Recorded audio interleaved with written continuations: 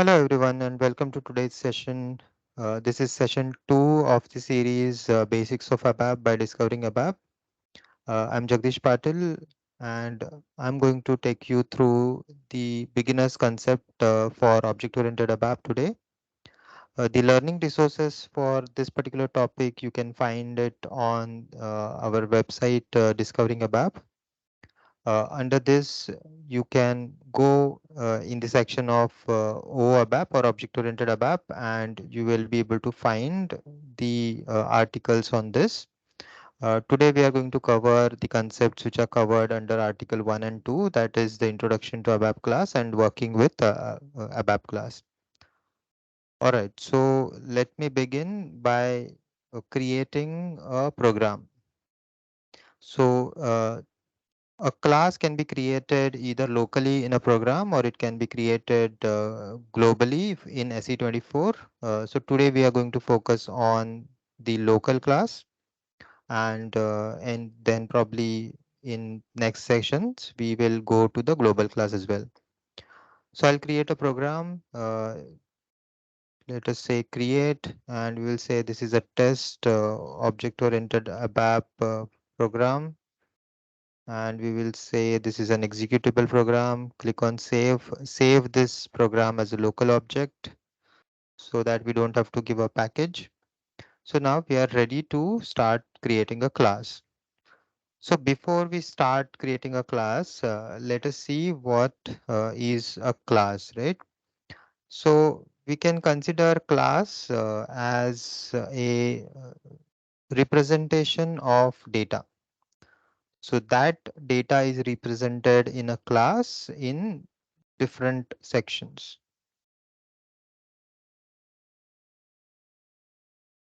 So say for example, we have this class. Let us consider this box as our class. So this class will represent some object.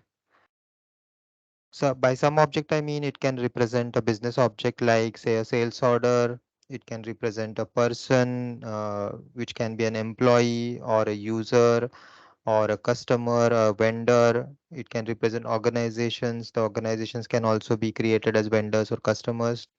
So it can represent various data in SAP. So this has primarily two sections. So one section is called as data. So let me create uh, a section here which says data, and then one more section will be methods. This data is also called as attributes, and the other section is methods. So what can be an example of data? So example of data can be, say, if you consider a sales order, the data example can be sales order number. We can have sales order header, and we can have sales order item. And if you consider a method, the examples for method can be, say, create sales order or update sales order or say display sales order, or there can be some interface where we are sending the sales order to some third party system. So it can be send sales order as well. So we represented a sales order object as data and methods. And this entire thing is put together inside a class. And then that class can be called as a sales order class. So we can have a class name, say for example, ZCL underscore sales underscore order. So this can be put together in a sales order class. So this is what is a structure that we are going to create. Now there are various other concepts like visibility that also we need to consider. So if we talk about visibility, so visibility is divided into three sections in a class. So say if you have a class, then that class is divided into three visibility sections. So let us say this is one section.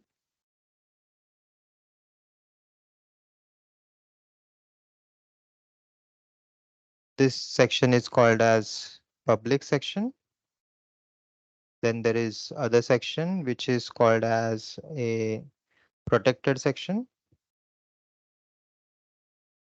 And there is one more section which is called as a private section.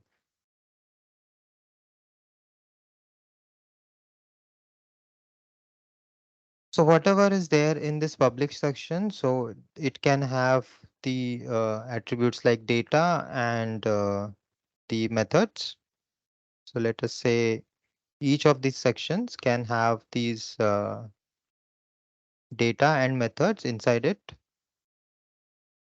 So this has its own data and methods. This protected section has its own data and methods, and then similarly, the private section has its data and method. Now, what is the difference in this is that if this is our class, so the class we have named as ZCL sales order. So if this is our class ZCL sales order, then whatever we see here in the public section, that can be accessed outside of the class. Okay, so let us make space for a section which we can define as outside of a class section.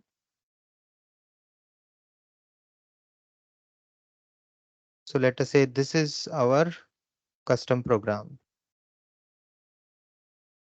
and this is our class. So this is a program which is outside of the class.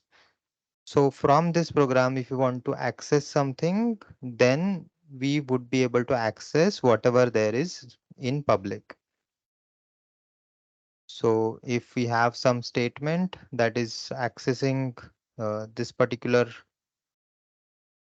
class, so we have some, say, some statement that is accessing this class, then it can only access the public attributes. It cannot access protected or private attributes or methods. Okay, so that is something is called as visibility. So the public visibility section, whatever is available there, it can be accessed from outside the class. Private visibility section is something that can be accessed only within the class, and protected visibility section can be accessed from the class and then from the classes which are inherited from this class. So we'll touch upon inheritance just a bit. We will not go into the details of it because for custom applications, we usually don't use it. So inheritance is when we have some class. Okay. So say for example, you have this Z CL underscore person as a class, and then this can be inherited into multiple classes. So we will say ZCL underscore employee is another class, and say ZCL underscore SAP user is another class that is inherited from this particular class. Inherited means you will get properties of this class. You will also get methods of this class, and you can implement the methods in the subclasses. So this is ZCL person is a superclass, and these are the subclasses. So the protected section can be accessed from the class or its subclasses, and the private section can only be accessed within the class. Okay. So as I said, we will keep the protected section out of the discussion for today. We will only focus on the public and private sections for today. So let us go back to our SAP screen and let us create a class. So we are going to create a local class here. So to save some time, I've already created a local class. I'll not copy everything together, but I'll copy sections of the code to uh, save some time. So as you can see here, a class definition is what we have written here. The class starts with a keyword class, then we give a name to the class. In this case, it is LCL ABAP, followed by word definition. Then we say final. Final is a class where we cannot create any more inheritance from this. And then we say create public. Create public means you will be able to create an instance of this class outside the class. So usually when you are defining the class, go with this definition and create a class. The class also has implementation part. So in implementation part, you will say that class, the class name and implementation. So these two are separate sections of a class and they can be written separately from each other. They can be written in different includes. You can have some other statements, some other class definitions between them. But the concept here is that whatever you will write in the definition, you implement in the implementation section. Implementation means code. So for what you will write code, you will write code for methods. So whatever data you declare, you don't need to write any code for that as such. So as we have seen the visibility sections, so we will write the visibility sections here. So there is a public section, there is a protected section, and there is a private section. And we are not going to write anything in the protected section for now. So let us write something in public section. So let us first create data. So the data we will create here as say LV underscore number one type I, and let us create one more data. Let us say LV underscore number two type I. So here we are taking a simpler example where we don't have to write any select query as such. So in the method as well, we will have some simple code. So the purpose here is to understand the concept of how to create a class and how to call methods. So here we have created two data items, LV number one and LV number two. And similarly, we will create couple of methods. So in the methods, we will write methods like, say, for example, we want to write method for setting number one. So we'll say set number one is one method. We'll say set number two as the other method, and we'll say display numbers as the third method. So these three methods we have written within a public section. As of now, we'll not write anything in the private section. Let us go only with the public section. And once you write methods, you'll have to create implementation for these methods. If you don't do that and try to activate this, you will get an error that implementation is missing for these methods. So we'll cancel this and we'll write implementation for these methods. So the implementation goes like this: method set number one end method, and this we will repeat for all the methods.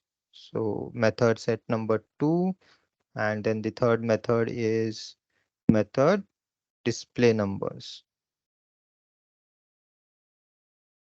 Okay. So for set number one, we are going to set this value to some default value. Okay. So let us say the code for this is say LV number one is equal to 10, and then LV number two is equal to 20. So this is the method code. You can write any number of lines here. I'm just opting for very simple, very beginner level code so that we don't focus on the code that is written inside the method, but we focus more on the overall concepts. So here you can see in the from the method implementation, I'm accessing the attributes of the class. So when you are accessing the attributes of the class from the class implementation itself, you just address the attributes directly. So we directly say LV number 1 or LV number 2. And for displaying methods, we will just say that you write the numbers. So we'll say numbers are, say LV number 1, comma LV number 2. So these are the numbers. Okay, pretty simple. Now, if you execute this, nothing will happen because you have created the class, but there is no code that is calling these methods or calling this class or addressing this class. So what we will do is we'll write a start of selection statement here so that the execution starts from here. So the report execution starts from start of selection if there is no selection screen.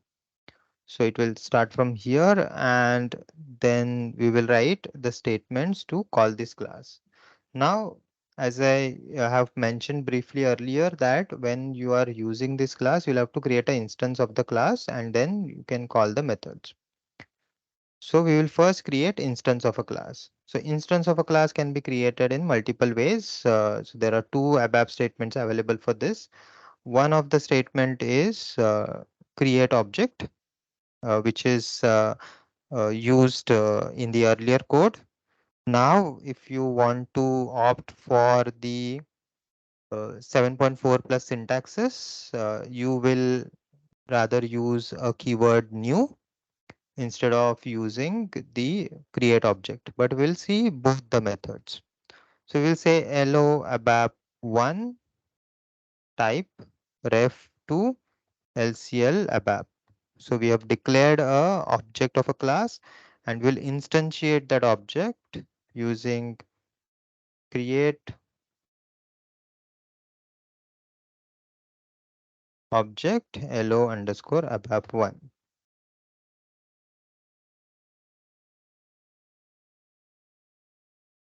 So we'll activate the code. Now the object is created. Now what we want to do is we can display the numbers, then call the set number methods, and then we can display the numbers again. So we'll simply say hello underscore ABAP 1. Okay, let us use call method syntax for this. So we'll say call method hello ABAP 1 and display numbers. Then we will say call method hello ABAP 1 set number 1.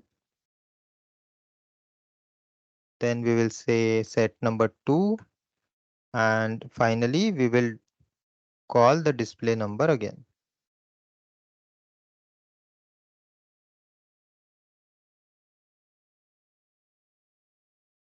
Alright, so now we have called these methods. Let us execute this class to see the output. You can see the numbers are 0 and 0 initially.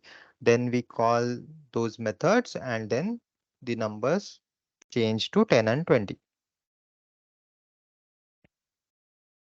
Alright, so now in 7.4 we have a different way to create the object and also the call method keyword is not anymore required. So the call method can be dropped before 7.4 as well. It's not a 7.4 addition, but the new keyword is a 7.4 addition. So let us see how it works in 7.4. So what you would simply do is you will say data hello ABAP 1 equal to, you will say new and the class name LCL underscore ABAP. You will end with the brackets. And then to call the methods hello underscore ABAP1, as I said, this is not the addition in 7.4. This is available earlier as well, but many people still use call method to call the methods. But this is A simpler way to call the method, simply access the method by using the object and the object assignment operator, and you can say display numbers. Okay, when you are calling the method in this way, you need to use the brackets at the end. So we are displaying the numbers, and then we will use this code to set the number 1 and then set number 2, and after that again display numbers. So we are doing exact same thing that we did earlier, and then you can see the numbers are 0 0 and the numbers are 10 and 20 after setting the numbers. All right, so now uh, as we have learned how to create object of a class and then how to call the methods, the next step is to understand few more concepts such as passing the data to the methods and also initializing the data. So to initialize the data, we can use something called as constructor. Okay. But before going there, let me also introduce you to the practical aspect of the visibility.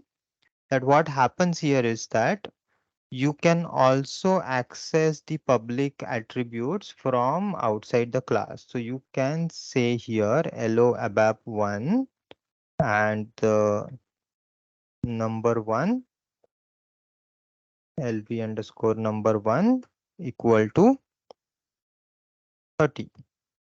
And you can say this is equal to 40, the number 2. So if we write this code after we call the methods to set the numbers, let us see what happens. Now the number is changed to 30 and 40. So the data from the class or the attributes of the class are changed outside the class, which is not a good way to write a class. So what we will usually do is the data that is there, we will move this data to the private section. We can keep the methods to interact with this data as public, but we will move the data to the private section. So now when we try to activate, it says that access to private attribute, this is not allowed because we are accessing it from outside the class. So this is no longer allowed. So we can only use the set methods to set that particular data. Now we'll activate and execute, and then we see that the values change back to 10 and 20. So here we just moved the data to private section, and then that has resulted in uh, error if you access the data from outside the class. The same will happen for the method as well. So if you move a particular method to a private section, you will not be able to call the method as well. Okay, so let us just remove some of the dead code here so that we can see more code.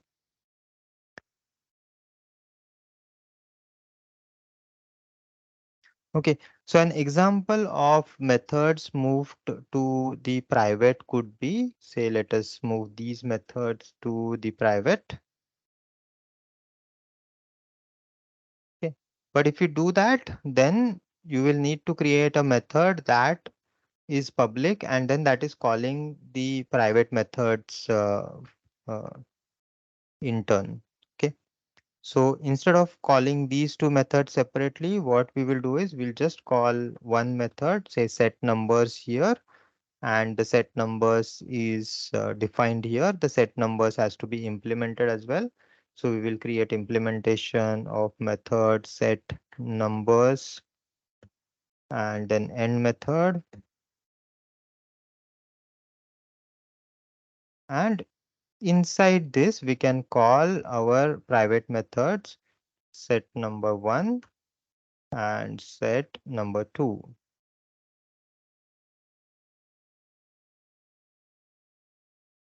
Okay, so overall we are achieving the same result. However, here we can see there are private methods and we call those methods from the public method, and the public method is called from outside the class.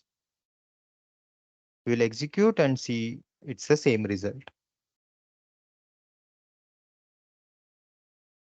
All right, now the next thing that I was talking about is how do you initialize the data? Suppose you want this data to be cleared, or say you want to initialize it to some hard-coded value, uh, not through the set number, but say for example, you want these both numbers to be 5 when the object is instantiated.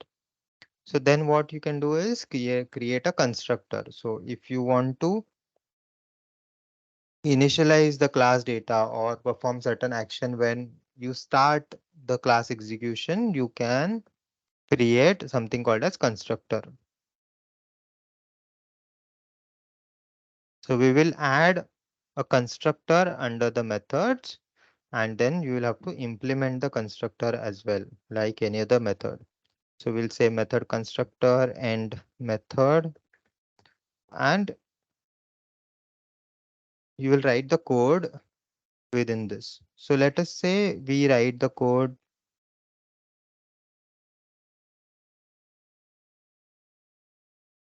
So we just set both these number 1 and number 2 to 5, and now you can see a magic happening, and without calling the constructor, the values get set to 5 for both of the fields or both of the variables. So I'll execute this and you can see the numbers are 5 and 5. And how did that happen? We did not really call the constructor separately. So we have just instantiated the object, and then you call the display numbers and set numbers and then display numbers. So how did the constructor get called? That happens because the constructor is a special type of method, and whenever you call the class to create an instance of that class, automatically the constructor will get called.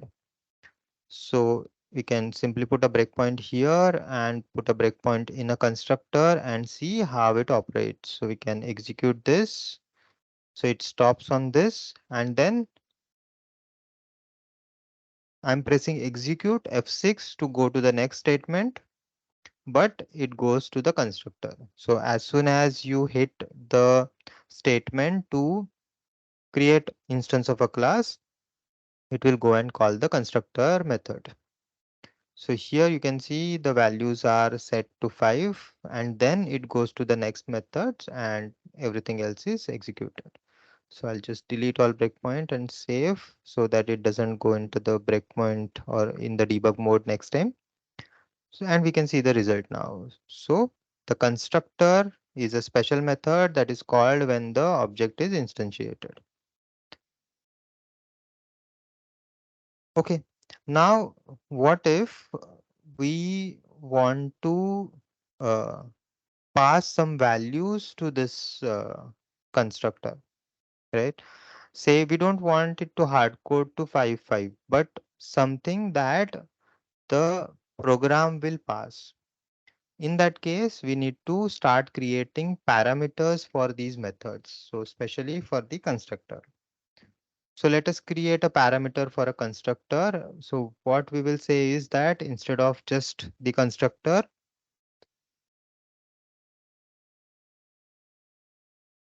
we will add a importing method here. So we'll say importing IV, that is importing variable. We'll say num1 and type I, and we will have one more variable IV num2 and type I. So we have two variables that we are uh, passing to the constructor. So now, okay, so we need to adjust the code as well here. So now what has happened is that we have created two parameters for the constructor, but we are not calling the constructor separately. So where you will pass the those values is uh, the question, right? So now where we'll pass the value is this statement. So wherever you are creating the object of a class, you will pass the values. So here we will simply say importing. Okay, we'll have to say not importing but exporting.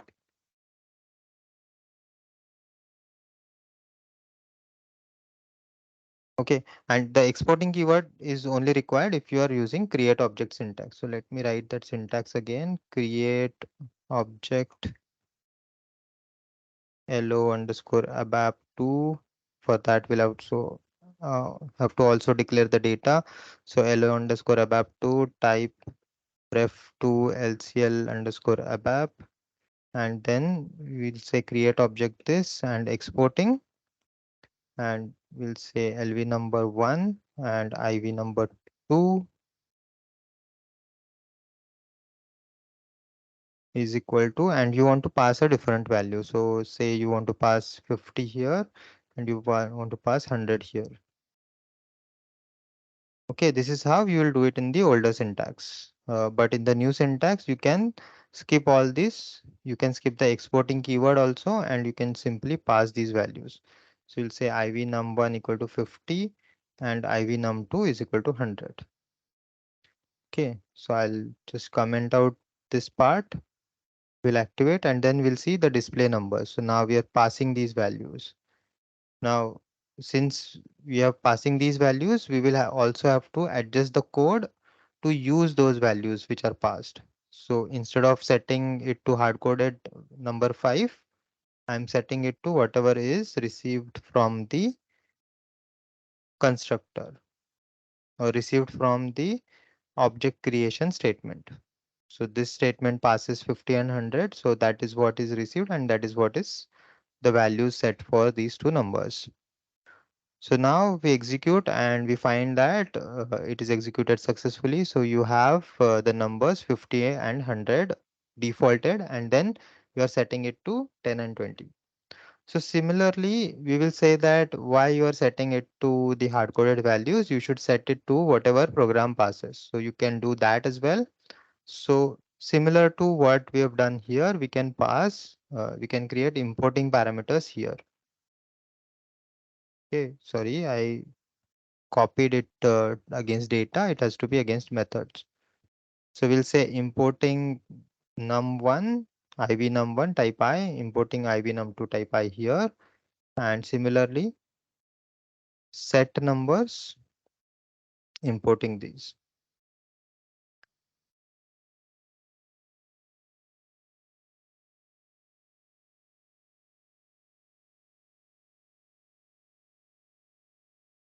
Okay, similarly we'll have to adjust the code. Now we are passing these two variables to set numbers. So in the set number, we are saying set number 1. So we'll have to pass iv number 1 there and then iv number 2 to set number 1 and 2 respectively. And in set number 1, you have to use the iv number 1, which is the importing parameter of this method. And iv number 2 is the importing parameter of this method. So we'll use iv number 2 to pass it to number 2. And then you have to pass the values from here. So set numbers, you will have to pass the values. So let us say the values that we are passing are uh, say 25 and 35. Activate and execute, and we can see those numbers are passed here. Okay, so this is the way that you can start adding parameters to the methods so that the methods become generic and they can be used from multiple places by accepting the parameters and processing those parameters. So there is nothing is hard coded inside the method. Now there is different parameters that are possible. Okay, it's not just importing is possible. You can also have exporting parameters. You can have changing parameters, and you can have returning parameters. So let us see what is exporting, changing, and returning. So suppose you want to create a method here that say it calculate sum for the two numbers which the method is importing. So say you are importing IV num1 and num2 and you are calculating a sum for that.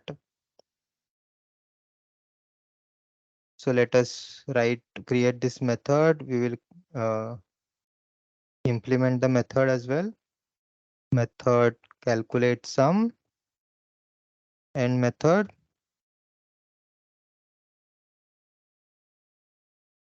activate, and let us add one exporting parameter to this. So we'll say exporting variable sum type I. So the code inside this method will be what we are receiving or what we are importing is num1 and num2 and what we are exporting is sum. So the sum is equal to iv underscore num1 plus iv underscore num2.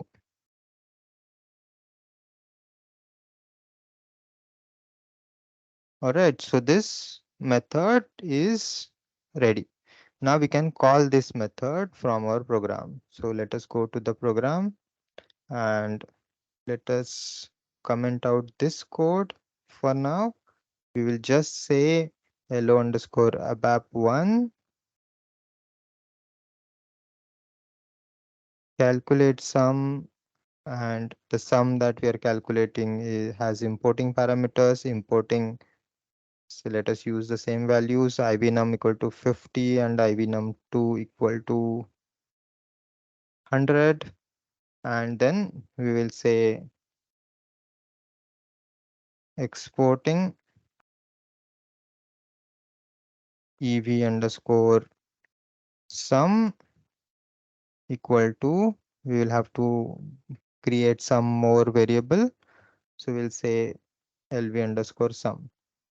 So this definition is not correct. The way we are calling is not correct, but I want to explain one concept. So that is why I've written it like that.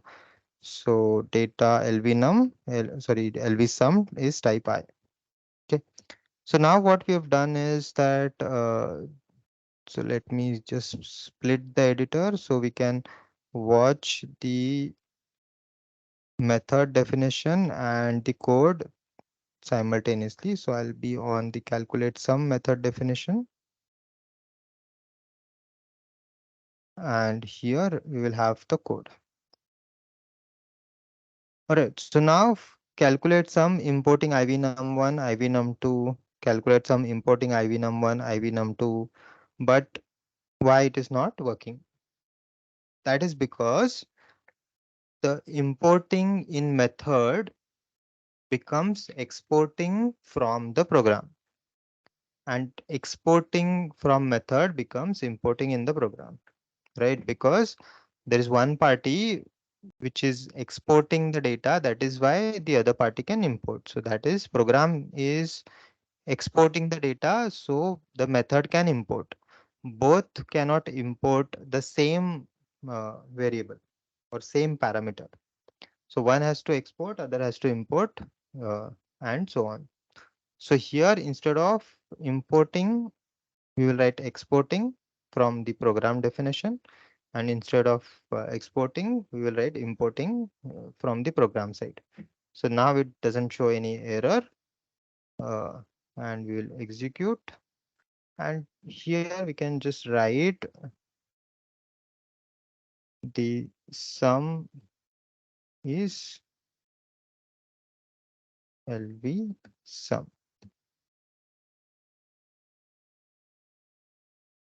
So we'll execute and see if the sum is calculated correctly. All right. So now what happens if you want to consider uh, the value that you are passing to the program, the same value needs to be changed, or how do I put this? So say you have a work area where you have populated some fields and then you are passing that work area to a method, and then the method is expected to populate some more fields and then return back the work area. So you are not changing the entire work area, or not you are constructing the entire work area in the program. However, or in the method, I should say. However, you are just changing some of the fields. So similarly, say you are passing a variable, and that variable also plays some input in the calculation, and then you are passing it back. So such type of variables we use as a changing variable. We don't use it as a exporting, but we will use it as a changing variable. So say if you had a changing variable here, and we'll say it's a CV sum because it's a changing variable. So then you would have some value in that variable. Let us say that is already set to some value. Sum is equal to say 30. And then you are passing these two values and you are receiving that particular value again. So, okay. So as I said, importing becomes exporting, exporting becomes importing, but changing is the keyword that remains same because the variable is passed between both the parties. So program is passing it, and then the method is passing it back to the program. So here the CV sum, uh, we will also have to adjust the method code where we had EV sum. So we will say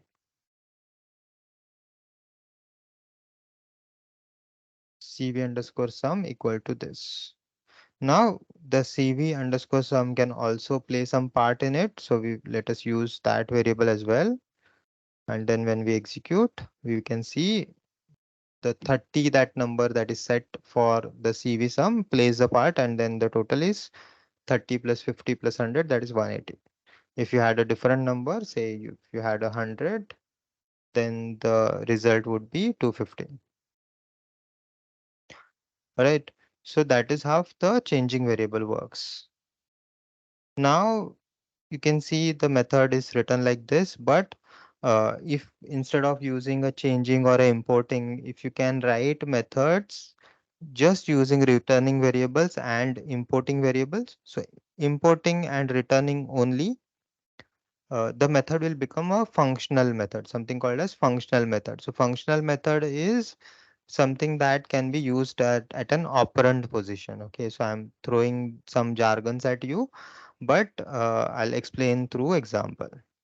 So let us say this same method, we will say instead of calculate sum, we'll say calculate some function importing these two numbers, and instead of changing, we will say it's returning. We'll say returning value. This is the syntax for returning. Returning is you uses a value word as well. So we'll say rv underscore sum type I. So returning always passes the data back by value. It doesn't use pass by reference. And there can be only one returning parameters. You cannot have multiple returning parameters for a method. So you can have importing and changing along with this as well, but you should avoid it and use importing and returning only. So if you do that, let us also implement this method. I'll just copy this and we'll write rv underscore sum is equal to number one plus number two. And this is the implementation for calculate underscore sum underscore fun. Now we will call this method. Let me just activate it first.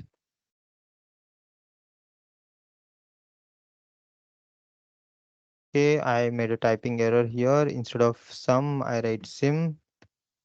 So let me correct it. Activate. Now it is active. Now let us call that method. So we will call the same method using this same type. And here we will say instead of returning, we will have to say receiving. So as importing becomes exporting and exporting becomes importing, and changing remains changing. So similarly, the returning becomes receiving from the program end.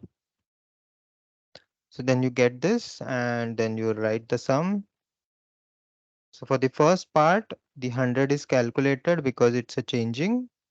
For this, 100 is not considered. So it has to be RV sum.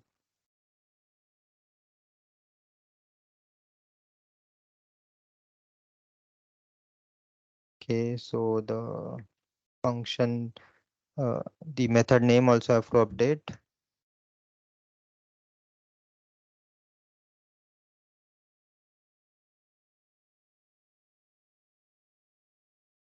Okay, hopefully this works. I activate. Okay, now this is activated. Now I'll execute this. So you can see in the changing scenario, it considers the value of the variable and it calculates that as well. In this scenario, we have not considered the value that is passed from the function module as in that additional third sum parameter.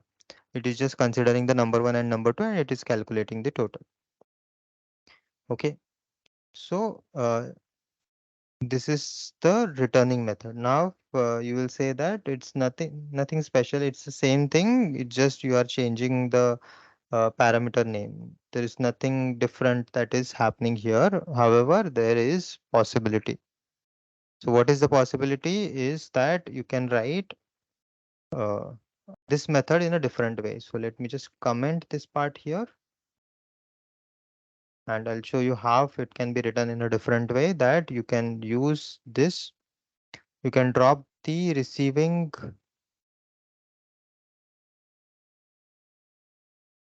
and you can write data lv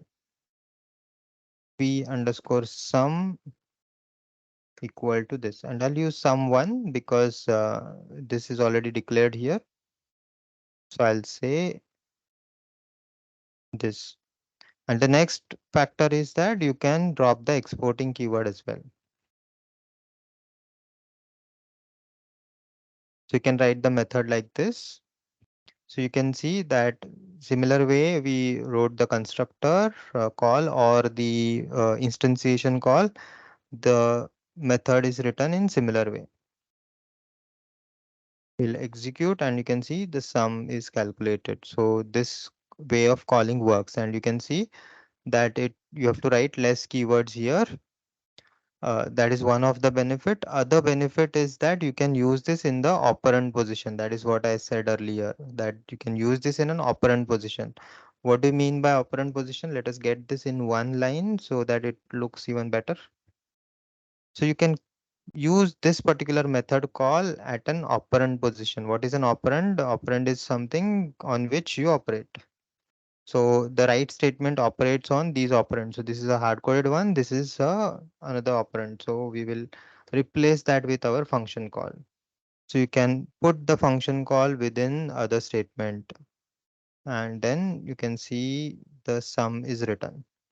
So this is something that is possible if you create methods as a functional method. If you create methods with importing, exporting, changing parameters, it's not possible. But if you have a method with only importing parameters and returning parameter, you can use this as a functional method and you can write the code like this. This also works in statements like if. So we can say if this is greater than 0, then you can write it's greater than 0. All right. So and if and we can activate, execute, and you can see uh, the condition is evaluated. So this is what a functional method is.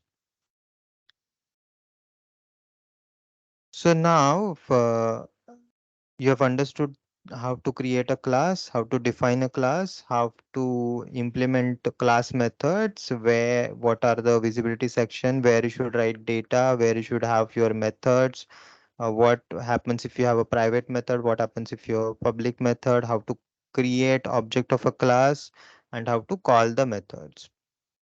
Now, I'll introduce one more concept, and that is after that we'll stop for the day. And that concept is called as static.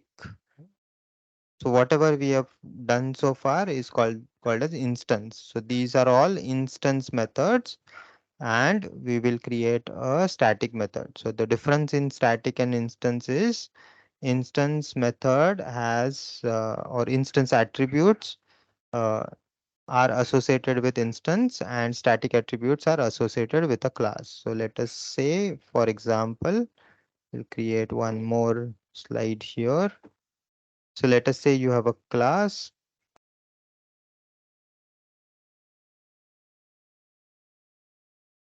ZCL underscore ABAP, and you can create instance of this class. So you create an instance LO underscore ABAP,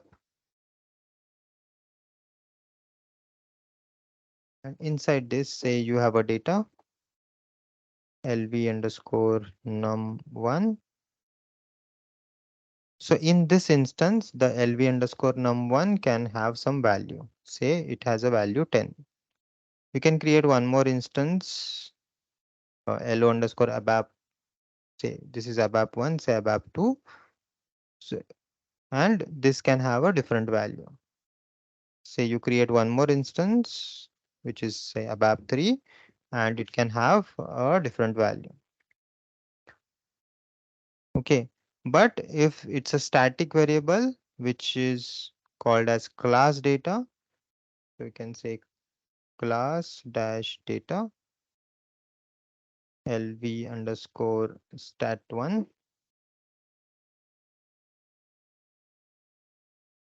So all these will refer to the same class data.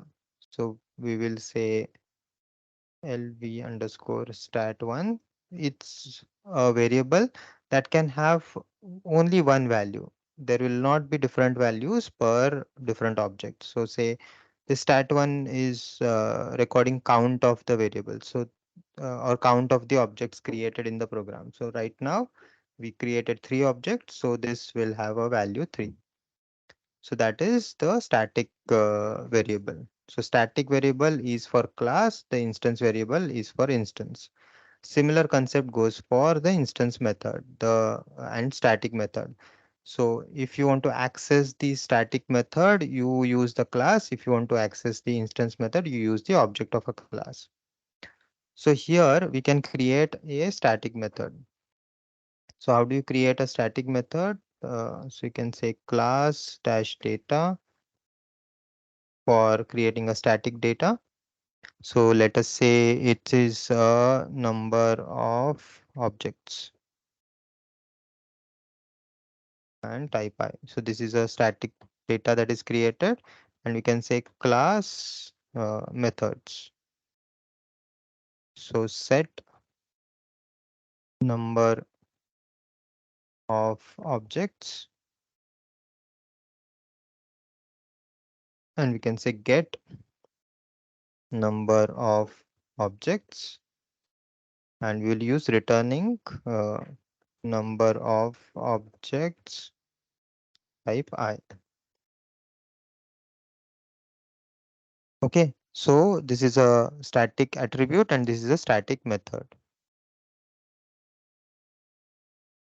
So implementation is missing. So let us add the implementation for the method.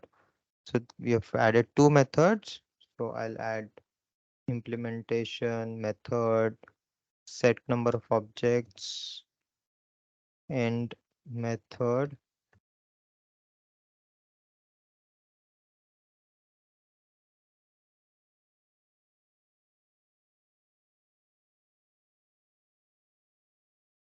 And we will say get number of objects. So set number of objects, every time the set number of objects is called, we just increment the number. Okay, so we will say this is equal to this plus 1. And every time you say get number of objects, you pass the number of objects to this returning parameter.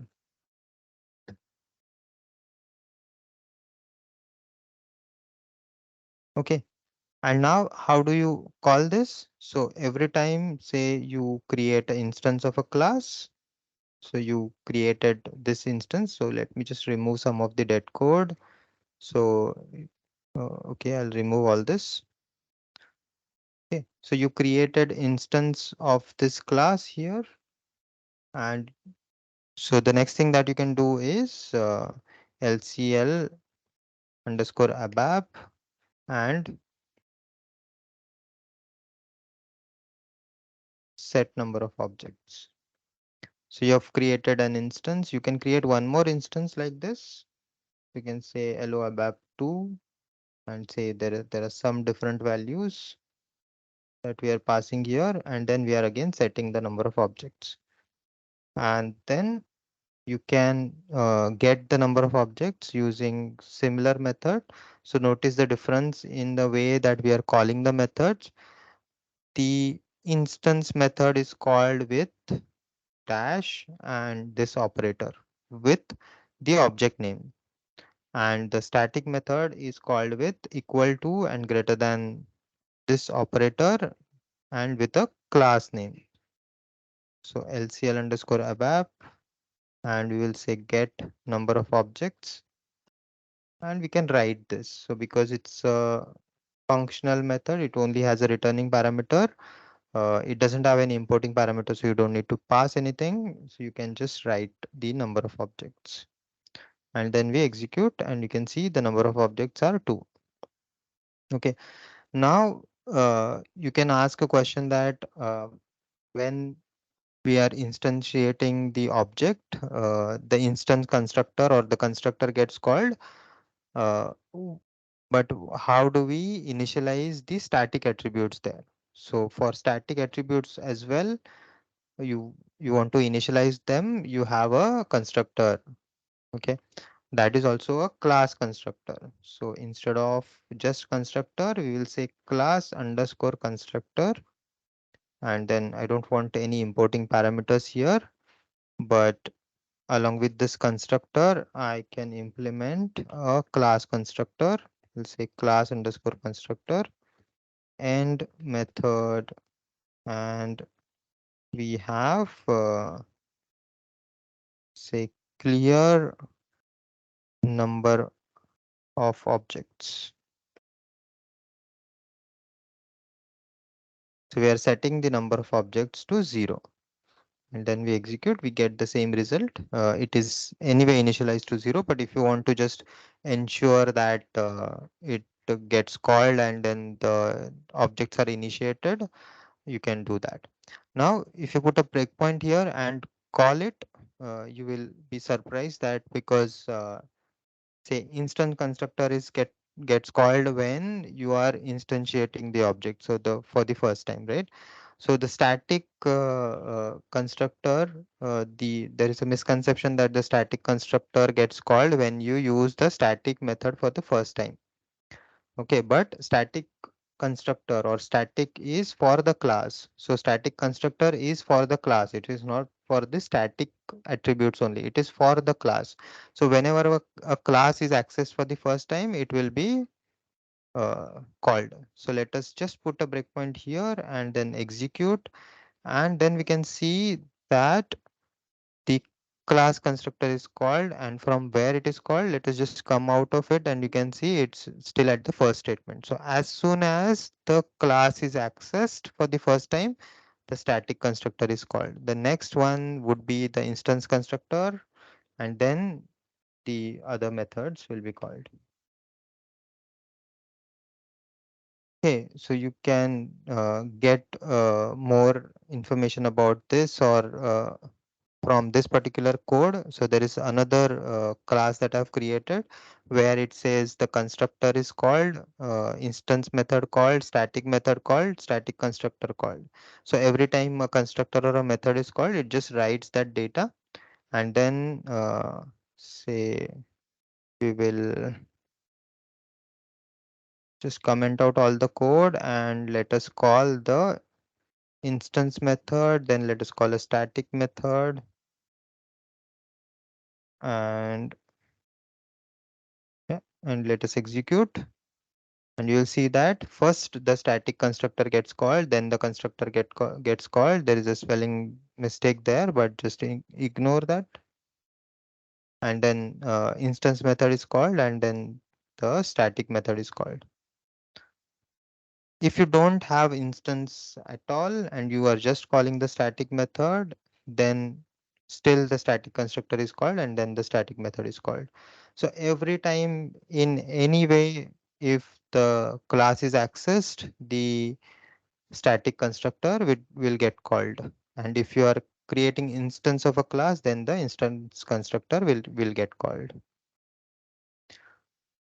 All right, so this is the basics of the object-oriented programming that you should be comfortable with creating local and global classes. So today we have created the local class. So we will cover the global class some other time. And as I said at the start of the session, the reference articles for this is go to discoveringabap.com, go to object-oriented ABAP section. In this section, go to the first two articles, that is the introduction to ABAP class and working with ABAP class, and you will get the reference code for this. All right, so that's it for today's session. Thank you for joining and have a nice day.